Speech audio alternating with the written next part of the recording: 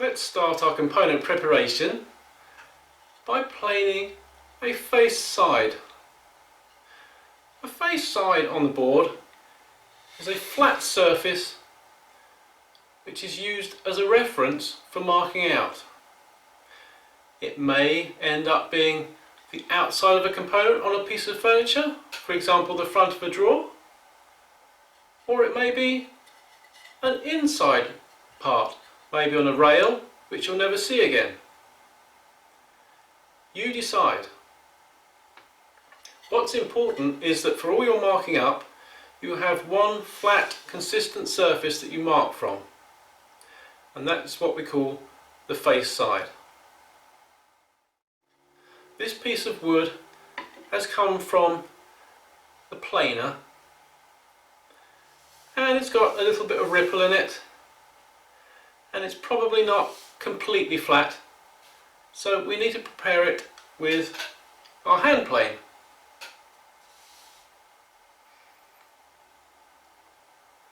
We'll do this by taking a number of strokes up the board and seeing how our pencil line disappears. And I think you'll see if we put some pencil lines right across the board like this. If we take a set of shavings with our very slightly curved blade through the piece of wood and work across the board, where the pencil is removed, we're removing material. Where the pencil's left, then it's lower than the cutting edge of the blade. Once we've removed all of the pencil, as long as we're consistent with moving the plane step by step across the board, we should have a relatively flat surface. If we've removed material from the whole of the board and we've been consistent with our planing, we'll then be in a circumstance where we can check for any twist in the board, and we can remedy that next. But first of all, I'll take a set of shavings on this face.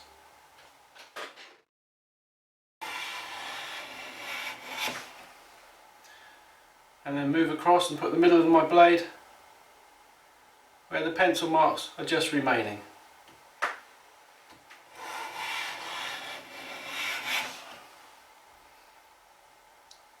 And then move across again.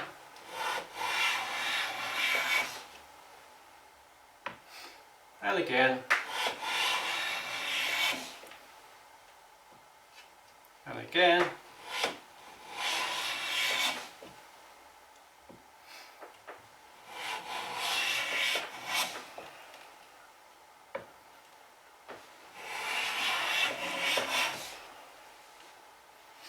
So that's one set of shavings taken across the board, and there are just a few little bits of pencil remaining, showing that there are a couple of little low areas. So I'll just remark that and we'll take another set.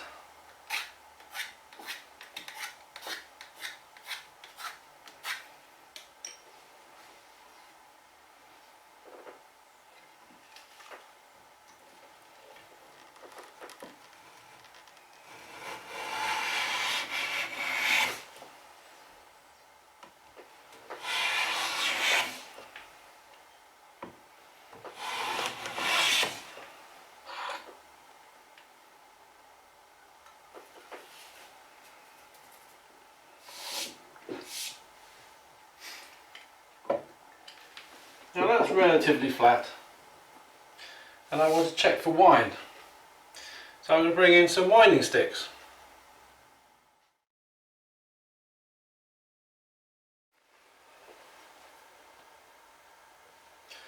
Now I'm just going to redraw some lines right across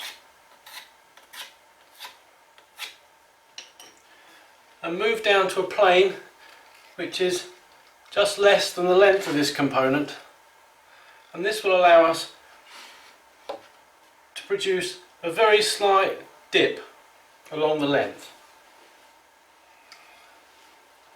And taking a set of shavings,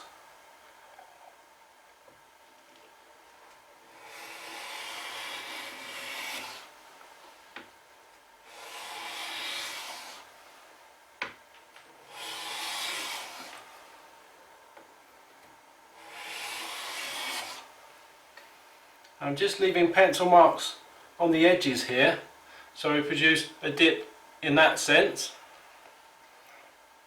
Because of the width of the plane and the width of our component, if we're not removing material at the edges, there will come a point where the plane won't take any more material.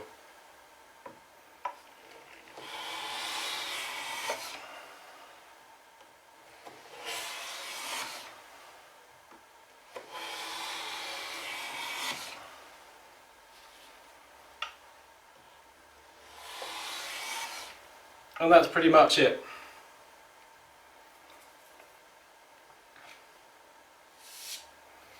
Now, to produce a very slight dip in the middle, we're going to take stop shavings, so starting just inside the end of the material and finishing just inside the end.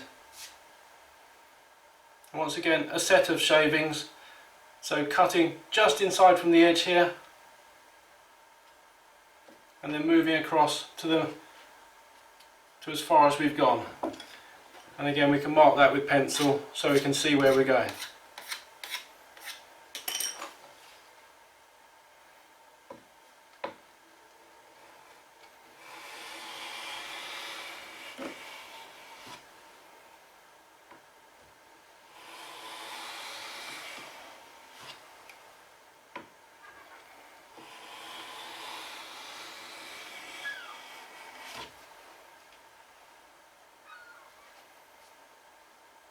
And just to complete, we'll continue doing that until the plane takes no shavings at all.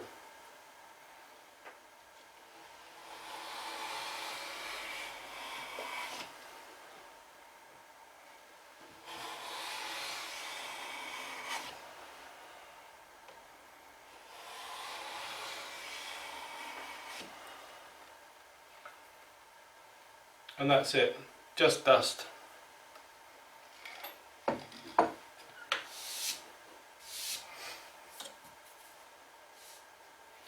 And if I take a straight edge,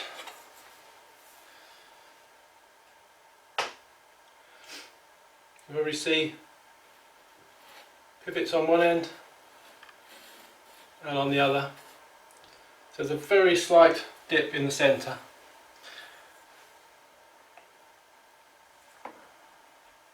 And again, pivoting one end, pivoting the other.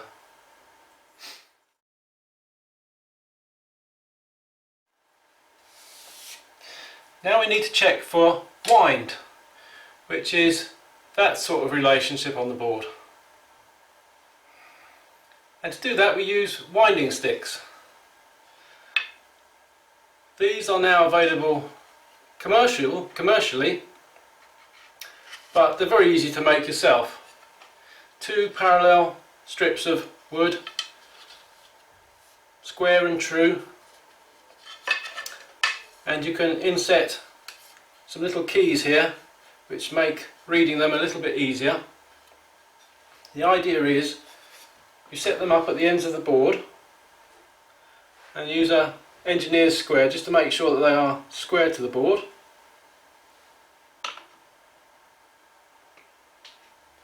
And then by sighting at the keys with one eye from a distance perhaps twice as far away as this gap, we can tell whether we have any twist in the board. Here we can very easily see the keys on the far winding stick. But as we gradually lower our perspective, the front winding stick will begin to wipe out that key.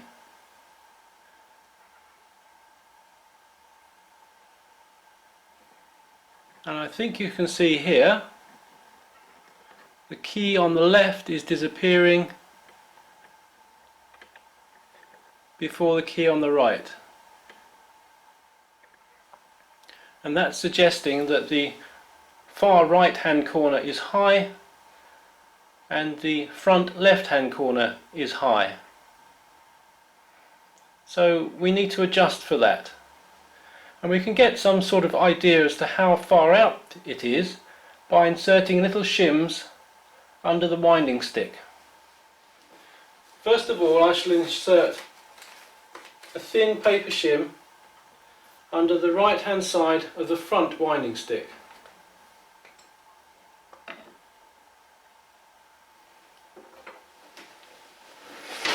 And then we can recheck.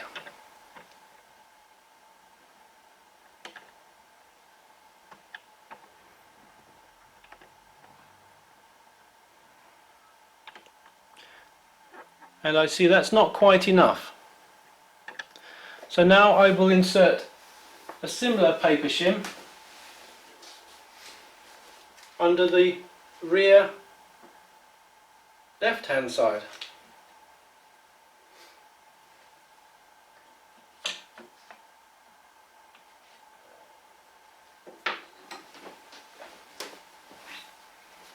And we can retry.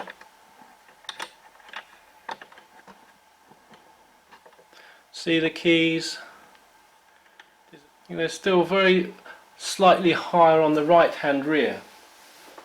So I'll fold over this piece of paper to double up the thickness.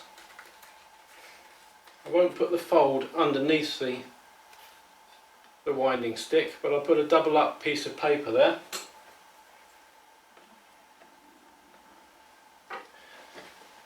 And then if we sight again,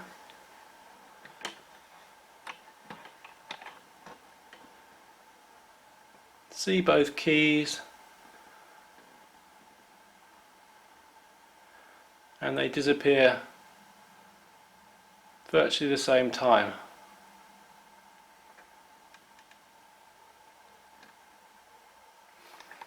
So our error is the equivalent of 1.5 sheets on either corner. To gauge just how large our error is, we can measure the thickness of our paper shim.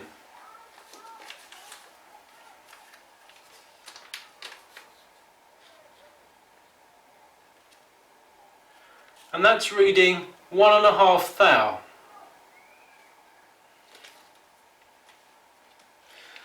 Therefore, we have a total discrepancy of 3 times 1.5 thou. Now, I know that my planes are tuned well enough to be able to take a shaving of less than 1 thou. And so I think you can see that if we remove approximately 2 to 3 shavings from the high points, that we should bring those high points down to the same level as the low corners, and that if we follow that through with a set of shavings across the whole board, we should end up with a flat surface. Now this corner was high and this corner was high, so to remove material from this corner, we'll start taking shavings from just inside the low corner, and we'll take that shaving right the way through. And to remove material from this high corner, we'll start our shaving from the edge of the board and shave through and just stop, lift off prior to the end of the board. So I'll start with a set of shavings, one stopped here, the other one started here, and through the middle right the way through the board.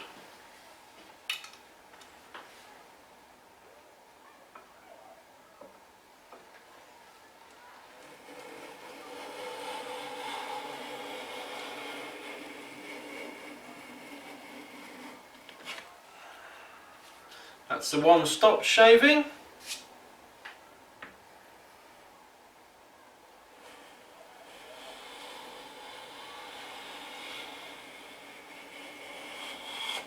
That's one right through the board.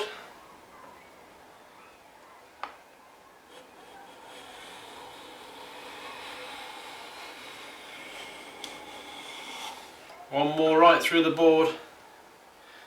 And then starting just inside the end.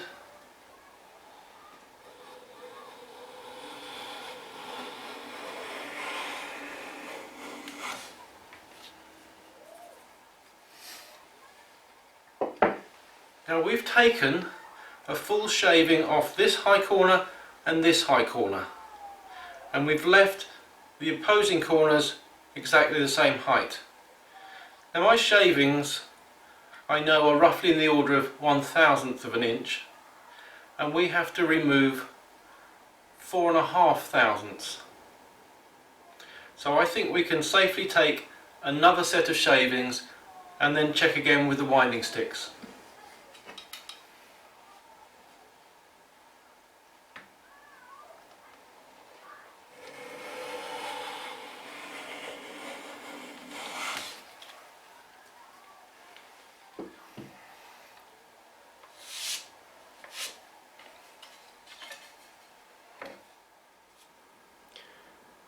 And I think we can see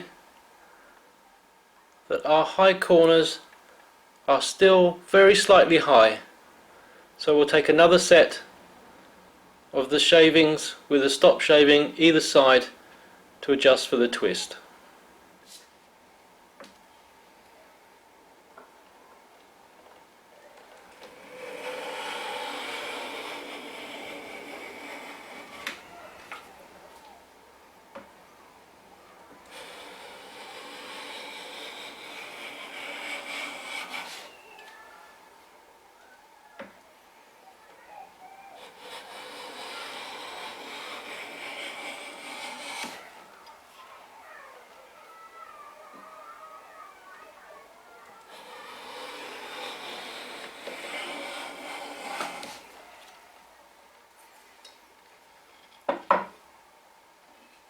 And we'll try again.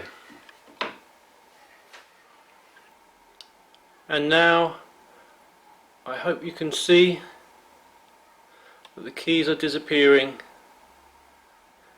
at exactly the same time. We will have left very slight steps where we did our stop shavings, here and here. And so to completely flatten the whole of the board, we'll take a single set of shavings right the way through the length.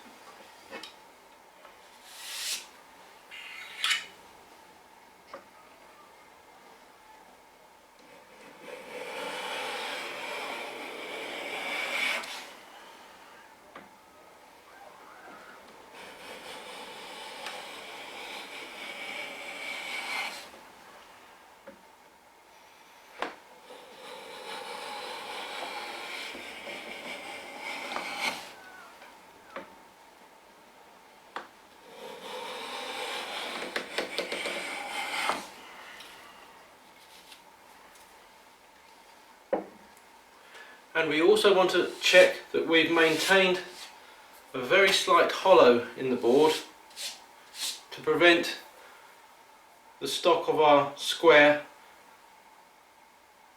from rocking. And that looks good.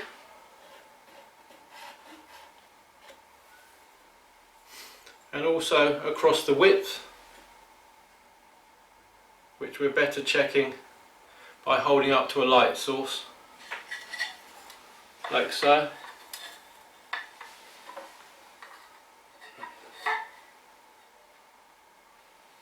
And there is a very slight hollow in its width as well. So that's our face side completed, and we mark it like so. The side that the balloon, if you will, or the face touches, is where we will create our face edge next time.